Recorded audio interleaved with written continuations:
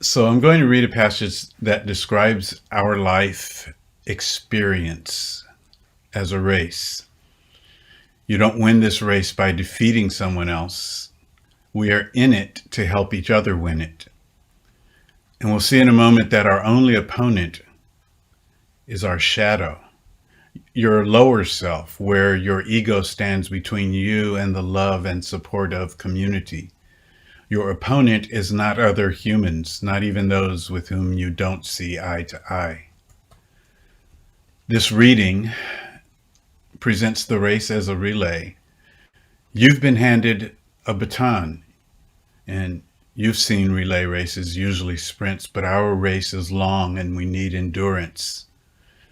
When a runner passes the baton, they remain as focused as the person they hand it off to. They're invested. It's as though they are still running, and they cheer their teammate on and the teammate after that, because they're all in the same competition together.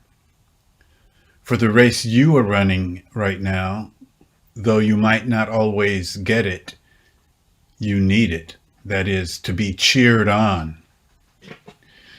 If you see your life's work in isolation from the runners that came before you, it's going to overwhelm you. So I'm going to ask you to just take a moment and visualize. If you just go ahead and close your eyes and visualize what is, and to us actually, an invisible amphitheater, but this amphitheater full of people who want you to win, who need you to win.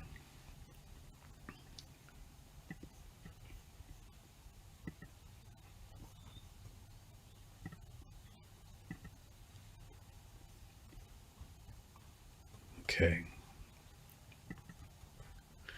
So I want to talk from this theme. We have already won.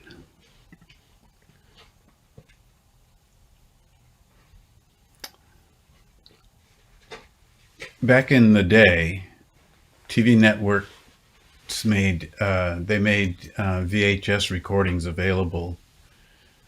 I only ever purchased one.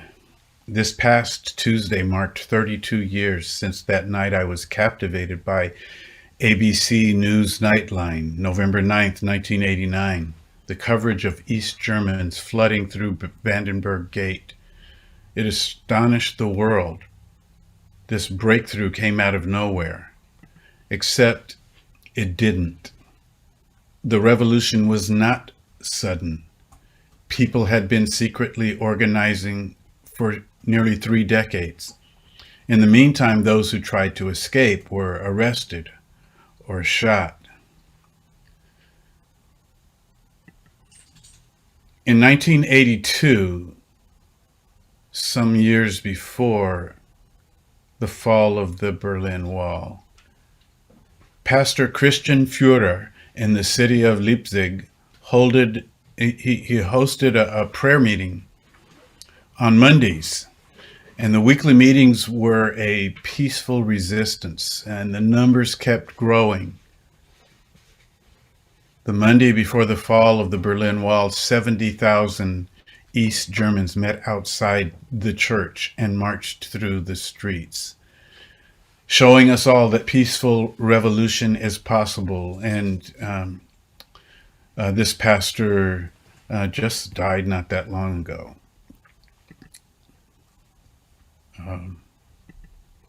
Lived into the 21st century. Peaceful revolution is possible, but revolutions can also be tragically bloody. Peaceful movements cast a spotlight on the state. Peaceful movements are a response to state-sponsored and state-excused violence. Think of Emmett Till, Stephen Biko, Trayvon Martin, or George Floyd. When a righteous person like you gets cut down, it's not a defeat. You ran your leg. The race goes on. Over a decade before the Soviets constructed the Berlin Wall, South Africa built a different wall. They segregated all indigenous Africans and people of color from white citizens. I was a young pastor in the 1980s, and Nelson Mandela was in prison.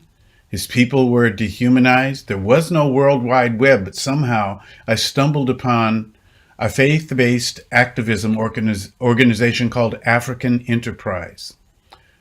I found out about Stephen Lungu, who died this past January of COVID-19. And Stephen, well, African Enterprise's website remembers Stephen this way.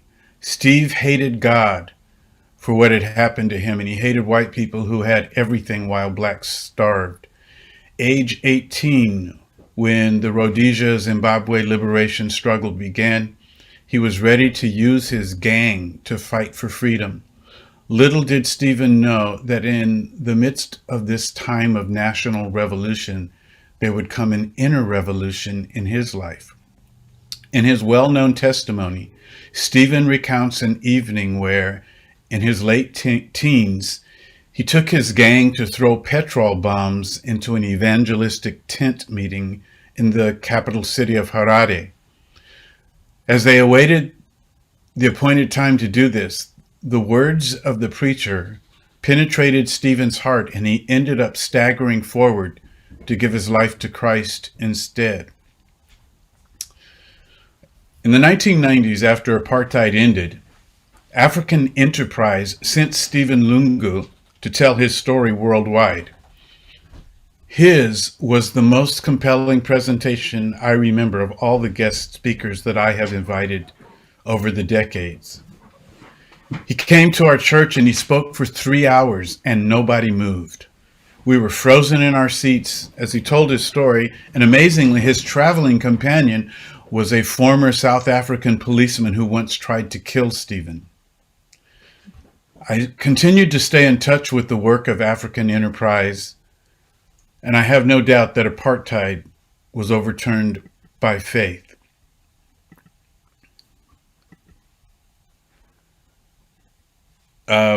What kind of faith? Well, here's what Desmond Tutu used to say, because he's now officially retired. He said, "We used to tell our people at home it's going to be okay. The victory has already been won. But in the process of our apprehending this victory, appropriating it, there are going to be casualties. More of our people are going to be detained. More are going to be imprisoned. More are going to be killed. But my people," we used to say, "we have already won." Or as Desmond Tutu would say it, "We have already won. We have already won. They have lost. Those who support injustice have lost." And so 11 years later, after 11 years after apartheid ended, I visited South Africa for the first time, first of many visits. I had a book project where I'd raise money here in the States and then purchase books for kids in the townships and schools in the townships.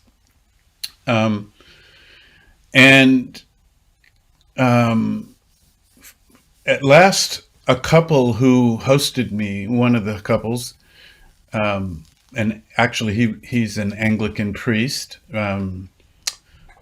This couple, Mluleki and Lulama and Koloti, they visited us here in Santa Barbara. And I remember the time they were sitting across from me and we were going over their country's recent history. And I was still, even 11 years had passed, I was still just taken. Still fascinated with the fall of apartheid. And I remember saying to Mluleki and Lulama, "Wow, it seemed to happen so suddenly." And I remember him saying, "Suddenly for you, my brother." So now back to this race we are running. Our race is our revolution. And this passage in Hebrews 12 shows that the revolutionary work of Jesus met with violent resistance. So let's look at the passage. Do you see what this means? This race we're running. All these pioneers who blazed the way, all these veterans cheering us on, it means we'd better get on with it, strip down, start running, and never quit. No extra spiritual fat. No parasitic sins. Okay, so these parasitic sins are atmospheric, even suffocating, like ultra-high humidity. These sins are the selfishness and the quest for domination that we see in the powers that need to be taken down and remade. Sins that we want to make sure don't infect our souls, because these sins violate humanity.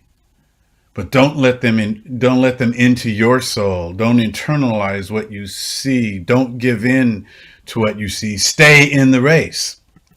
It says here, keep your eyes on Jesus, because he never lost sight of where he was headed. That exhilarating finish in and with God. He could put up with anything along the way, cross, shame, whatever. And now he's there in the place of honor, right alongside God.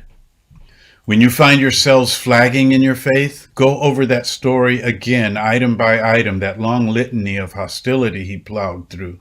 That will shoot adrenaline into your souls. In this all-out match against sin, others have suffered far worse than you, to say nothing of what Jesus went through, all that bloodshed. So don't feel sorry for yourselves. Or have you forgotten how good parents treat children, and that God regards you as his children? His children. This is what God is doing to help us, and it's as though the universe is conspiring to shape you and prepare you, to get you in shape.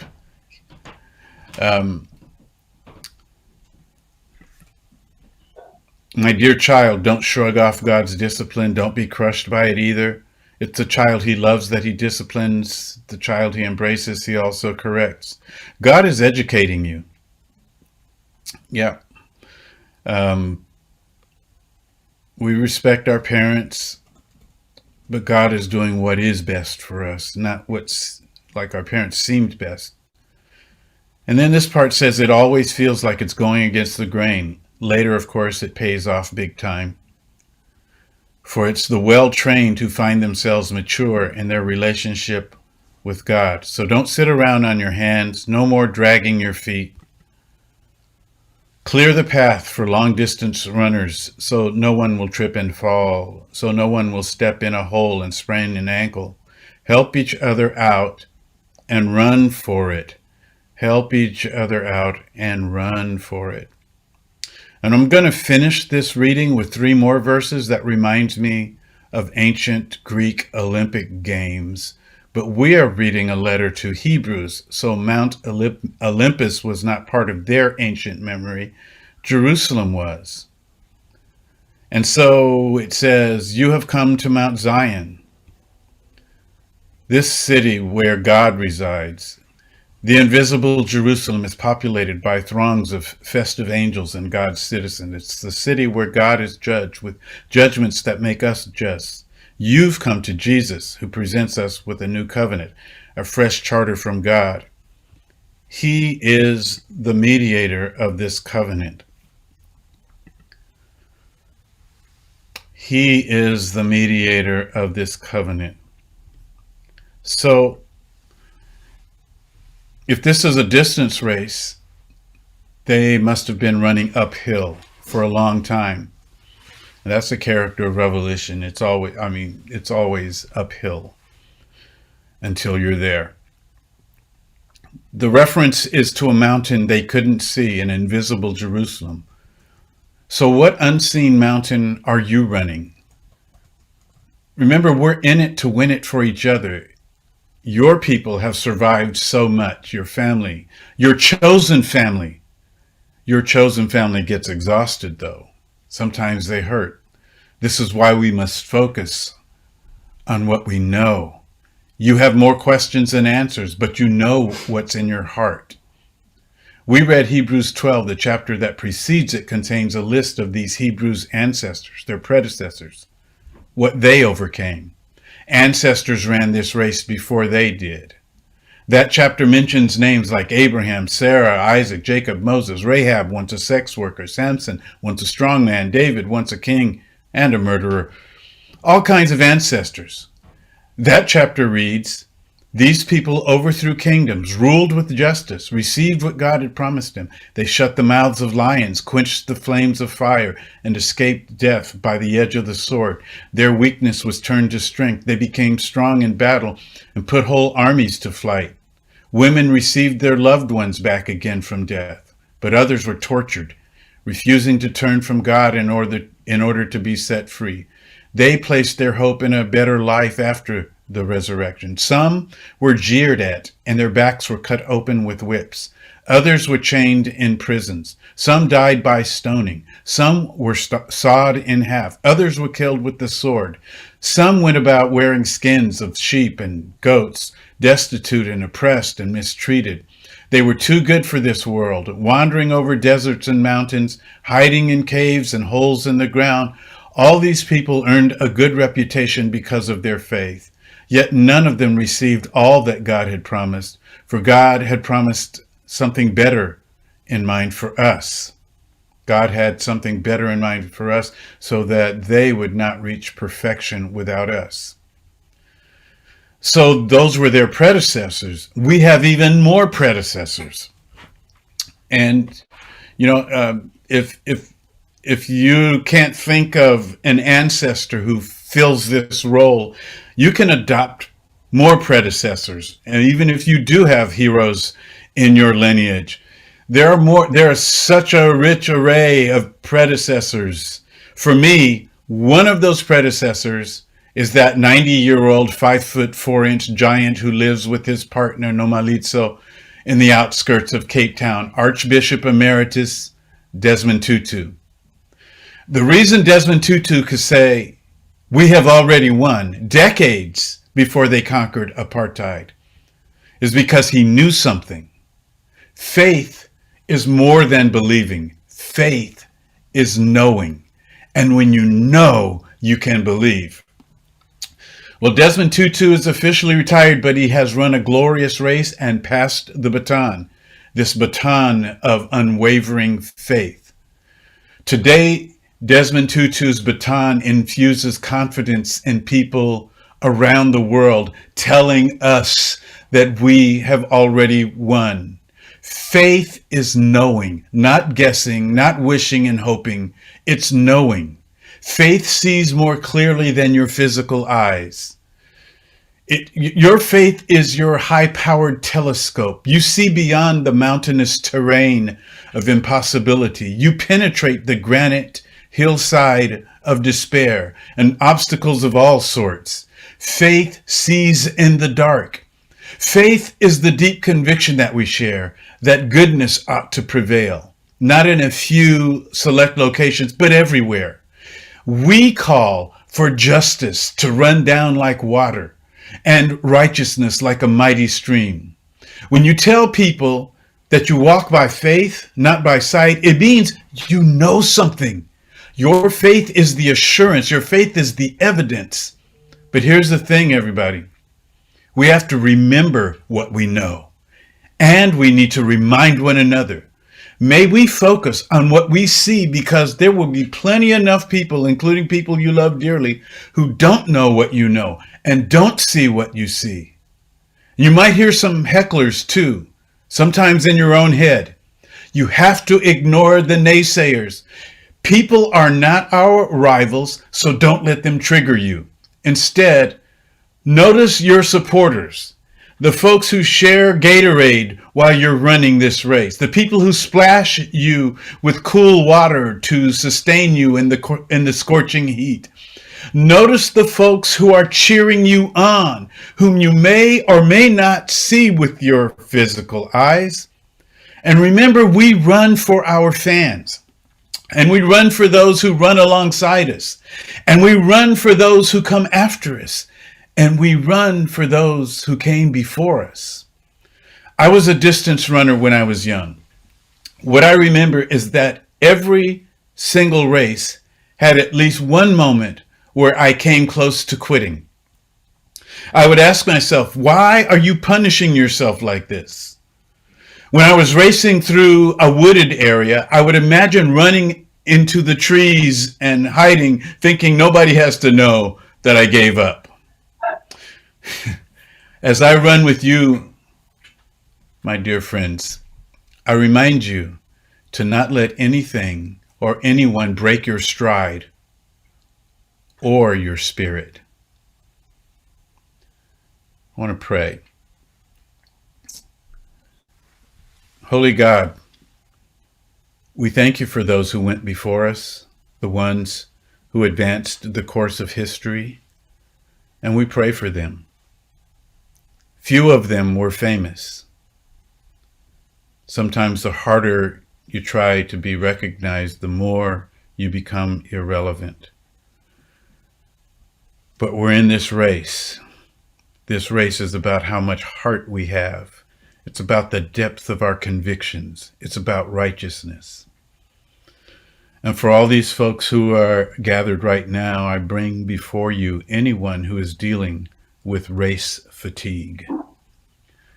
May we be found encouraging the other runners, whether it's with the power of a compliment or an expression of gratitude, or even giving someone a gift, because we're going to need some encouragement too.